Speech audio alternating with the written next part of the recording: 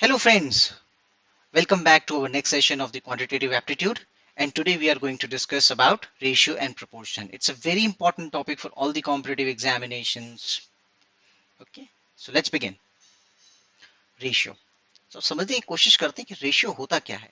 Okay, so ratio means whenever you want to compare any two quantities, यानी जब भी आप दो चीजों को कंपेयर करना चाहते हैं तो हम रेशियो निकालते हैं. ठीक है, let me try to explain it with a simple example.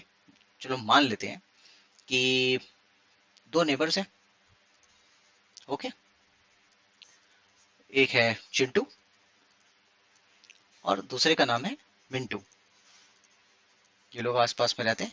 आप मानते हैं कि चिंटू की हाइट है जैसे 6 फीट और मिंटू की हाइट है 8 फीट.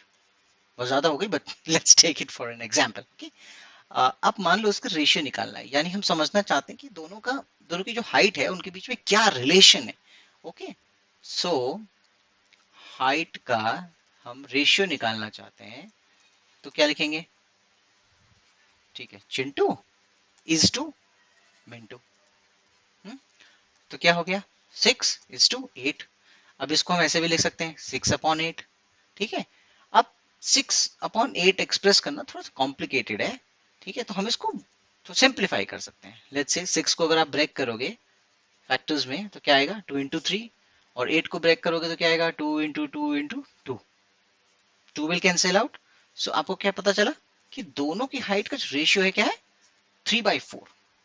ओके, अब इसको चाहे आप ऐसे एक्सप्रेस कर लो या आप इसको 3:4 एक्सप्रेस कर लो. ठीक है, अब एक चीज ध्यान देने वाली है, जो ये होता है ये आपका क्या हो गया न्यूमरेटर. और ये क्या है डिनोमिनेटर है. ठीक है, और न्यूमरेटर को और क्या कहते हैं, इट्स ऑल्सो कॉल्ड एंटीसीडेंट. ठीक है, और डिनोमिनेटर को क्या बोलते हैं कॉन्सिक्वेंट. ये आपको दो चीज और ध्यान रखनी है. आई होप आपको समझ में आ गया होगा व्हाट इज द रेशियो.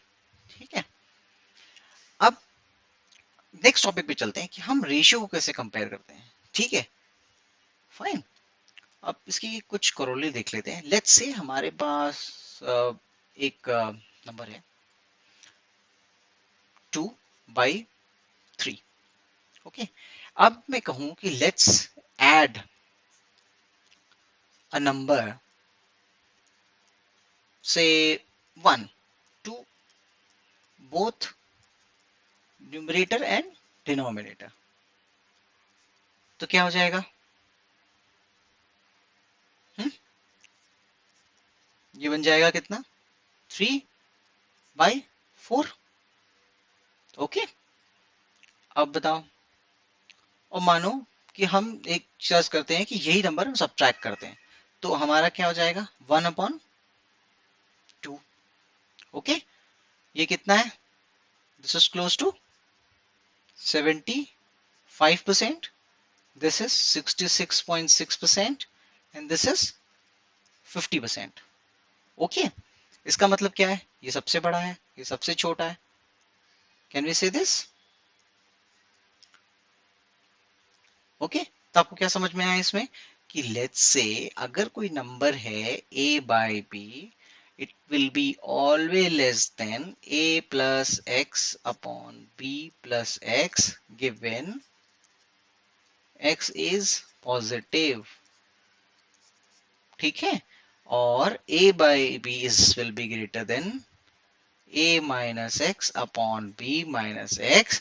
और क्या है ये देखो, a इसमें b से बड़ा b से छोटा है. ठीक है, a is less than b. Got it? Let me write it again for you. ये आपकी इक्वेशन बन गई. ठीक है, नोट इट डाउन. तो कभी भी कोई रेशियो कंपेयर करने की जरूरत पड़ेगी तो आपको देखते ही पता चल जाएगा कौन सा रेशियो बड़ा है और छोटा है. This is a very important corollary when you have to solve any question in any competitive exam जहां पर टाइम की बहुत कमी होती है, वहां पर आपको बहुत ही काम आएगा. ठीक है, अब इसका उल्टा कर लेते हैं. लेट्स से x तो पॉजिटिव है पर a b से बड़ा है, तो क्या हो जाएगा, ये साइन जो होता है उल्टा हो जाता है। ओके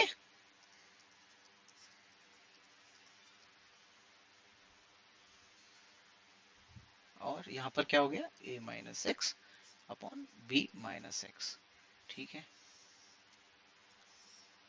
गॉट इट,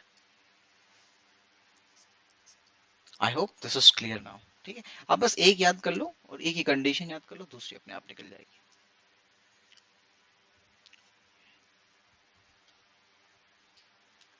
एक और चीज, अगर let's say a equals to b है तो कोई भी नंबर हम ऐड करेंगे रेशियो चेंज नहीं होता, रेशियो डोंट चेंज।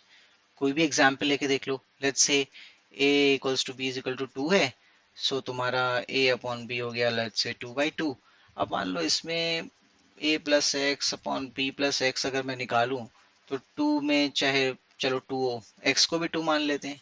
ठीक है, तो यहाँ पर भी 2 plus 2, this will always be 4/4 यानी 1, और ये भी 1। तो तब कुछ नहीं चेंज होता है अगर a एंड b इक्वल है। बस वही आप पूरा एक कोरोलरी याद कर लो and I think you will be able to compare it. अब दूसरा एक अनदर टॉपिक है कि प्रोपोर्शन क्या होता है। ठीक है, whenever we want to compare two different ratios, ठीक है, पिछले में क्या करा हमने, एक सिंपल एक नंबर से ऐड करा, लेकिन मान लो हमें दो रेशियो को कंपेयर करना है, it help us compare two ratios. ठीक है, अब हम चिंटू मिंटू की कहानी को आगे लेते हैं। लेट्स से चिंटू है, इसकी हाइट कितनी थी 6, मिंटू की हाइट कितनी थी 8 फीट। ठीक है, मान लो चिंटू की सिस्टर है चिंकी, उसकी हाइट है 2 फीट, और मिंटू की सिस्टर है मिंकी और इसकी हाइट है 3 फीट।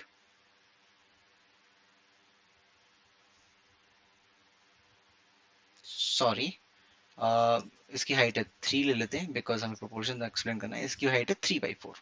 ओके, अब देखो, अब बॉयज की जो हाइट का रेशियो है वो क्या है, 6/8, 3/4 है। ठीक है, और जो गर्ल्स की हाइट का रेशियो है वो कितना है, ये भी 3/4 है। So what we can say, Chintu और मिंटू की हाइट का जो रेशियो है that is proportionate to Chinki and Minki की हाइट, यानी ये प्रोपोर्शन में है। ओके, इसको ऐसे भी लिख सकते हैं हम, चिंटू की हाइट अपॉन मिंटू की हाइट इक्वल्स टू चिंकी की हाइट अपॉन मिंकी की height. Sorry, got it, I hope you got the understanding about proportion की क्या है। ओके, अब इसमें आप जितने भी एक्सरसाइज कर सकते हो, फॉर एग्जांपल इसमें क्रॉस मल्टीप्लाई कर सकते हो, etcetera etcetera, you can perform an number of arithmetic operations. ठीक है, थोड़े प्रोपोर्शन के रिलेशनशिप देख लेते हैं। Let's assume we have four quantities a, b, and these are in proportion to c and d, or what we can write, a upon b equals to c upon d। ठीक है, ये हमारी original equation है। अब मान लो, अब अगर मैं इसको इन्वर्स कर दूं तो क्या हो जाएगा, b upon a equals to d upon c. b को यहां ले गए तो, जो ऑपरेशन हम लेफ्ट हैंड साइड में करते हैं वही ऑपरेशन हम राइट हैंड साइड में करेंगे। ठीक है, अब इसको एक स्पेसिफिक टर्म दिया गया है, इसको कहते हैं इनवर्टेंडो प्रॉपर्टी। क्या बोलते हैं, इनवर्ट, सॉरी, इनवर्टेंडो। ओके, अब दूसरी चीज देखो, अब मानो इंस्टेड, अभी तो हमने, अब मान लो कि ये क्रॉस मल्टीप्लाई करके इधर ले गए, इसको इधर ले गए, यानी ए और डी की पोजीशन इंटरचेंज कर दी और बी और सी की पोजीशन इंटरचेंज कर दी, ठीक है। अगर हम इंटरचेंज कर रहे हैं पोजीशन तो क्या हो जाएगा, A upon C equals to B upon D. ये भी एक और, this will be in proportion. इस प्रॉपर्टी को हम क्या कहते हैं, अल्टरनेंडो।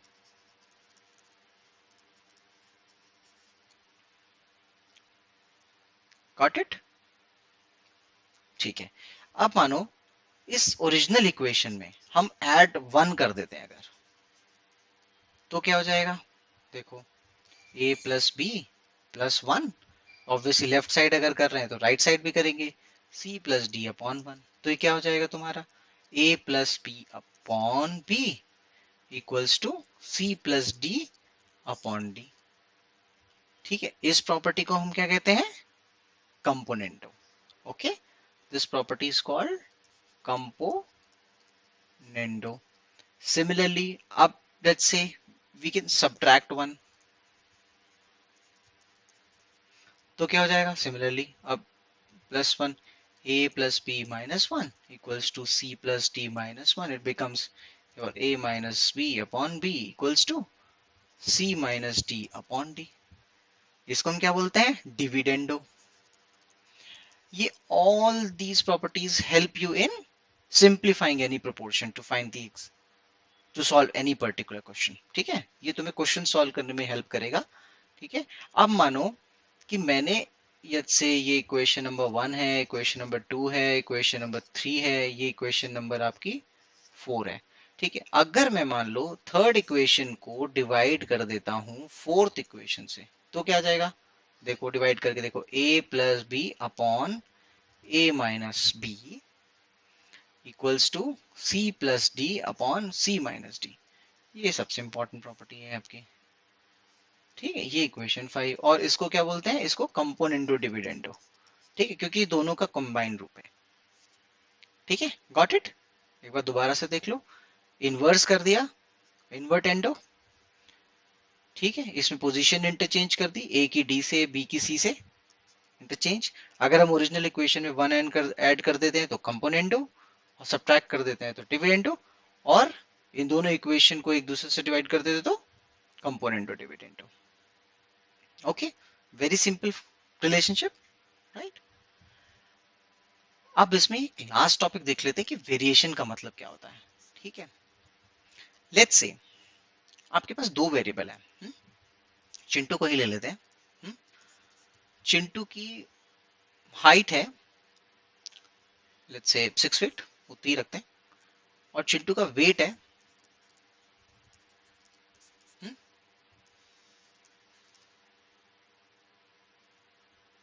सॉरी वेट नहीं लेते हैं, एज लेते हैं। ठीक है, एज है इसकी 5 इयर्स। ओके, अब मानो मानो जैसे इसकी एज बढ़ेगी, मान लो ये 6 इयर्स का होगा तो हाइट थोड़ी बढ़ जाएगी। ठीक है, 7 इयर्स का होगा तो हाइट थोड़ी और बढ़ गई। तो दैट मीन्स जो हाइट और एज का रिलेशन है वो क्या है, डायरेक्टली प्रोपोर्शनल है, up to a certain age of course. ठीक है, ठीक है, तो हम बोलेंगे हाइट प्रोपोर्शनल टू एज, और अगर हम इसको इक्वेशन में लिखेंगे तो क्या लिख सकते हैं, height equals to any constant k into age, right. इसको हम बोलते हैं डायरेक्ट प्रोपोर्शन, डायरेक्टली प्रोपोर्शनल, क्योंकि एक वैल्यू बढ़ेगी तो दूसरी वेरिएबल भी बढ़ेगा। ओके, अब इसमें दूसरा होता है एक, उसको बोलते हैं इनवर्स वेरिएबल, इनवर्स प्रोपोर्शन।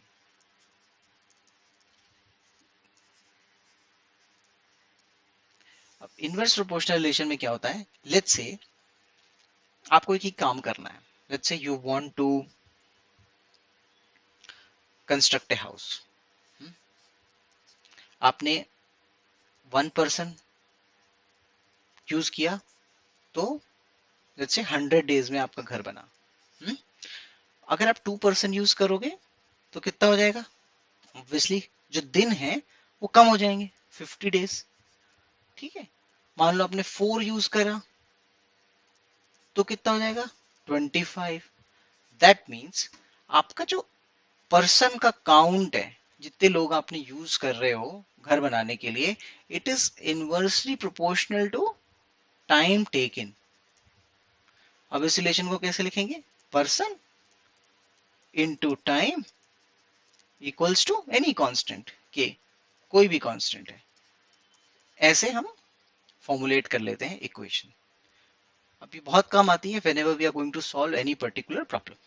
ठीक है, in the next video we will pick up 4-5 good quality questions different from each other, और हम उन सबको सॉल्व करने की कोशिश करते हैं। Okay, till then just revise it once more, and so that it will help you in solving all the questions। Okay, till then, goodbye, thank you for watching, please do share your feedback and don't forget to subscribe our channel। Thank you।